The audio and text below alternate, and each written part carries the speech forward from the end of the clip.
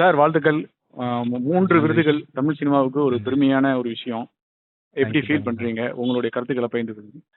உண்மையிலேயே எதிர்பார்க்காத ஒரு விஷயம். ஆ.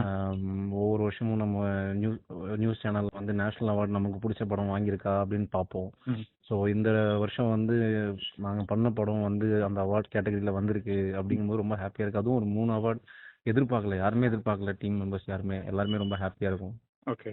எம்.எஸ். பாஸ்கர் சாருக்கு சிறந்த துணை நடிகர் விருது. அவருடைய இத்தனை ஆண்டு கால உழைப்புக்கு, இத்தனை ஆண்டு காலுடைய அந்த சினிமா ஆர்வத்துக்கு கிடைச்சிருக்கு. அது உங்க படத்துல கிடைச்சிருக்கு. அது எப்படி இருந்துச்சு? அது ரொம்ப எனக்கு ரொம்ப பெருமையாக இருக்குது. ஏன்னா இவ்வளோ வருஷம் அவரோட ஜேர்னியில் வந்து அவருக்கு இவ்வளோ இந்த இந்த டைமில் வந்து அவருக்கு ஒரு அங்கீகாரம் கிடைக்கும் போது ரொம்ப சந்தோஷமாக இருக்குது. கண்டிப்பாக அதுக்கு அவர் ரொம்ப டிசர்வான பர்சன். ஏன்னா வந்து அவரை அந்த கதாபாத்திரத்தில் என்னால் வேற யாரையும் ரீப்ளேஸ் பண்ண முடியாது. ஸோ இவங்க எல்லாருமே சேர்ந்து எல்லாருமே எல்லா ஆர்டிஸ்ட்லேருந்துமே டெக்னீஷியன்ஸ்லேருந்துமே எல்லாருமே சேர்ந்து தான் இந்த படத்தை இவ்வளோ தூரத்துக்கு கொண்டு போயிருக்காங்க. அப்புறம் சார், இந்த சின்ன வயசுலே 3 தேசிய விருதுங்கிறத எப்படி ஃபீல் பண்ணுவீங்க? உங்க சினிமா கனவுகள், உங்களுடைய கஷ்டங்கள், போராட்டங்களை திரும்பி பார்க்கும்போது என்ன நினைக்கிறீங்க? ஏன் நம்மளோட போராட்டம் கஷ்டம் எல்லாமே வந்து இந்த ஒரு நியூஸ்ல வந்து எல்லாமே மறைஞ்சு போச்சு.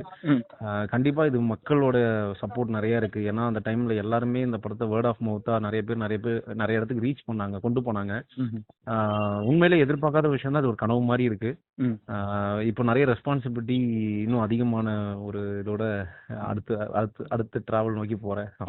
இன்னும் ஒரே ஒரு கேள்வி. திரைக்கதை வந்து கிடைச்சிருக்கு.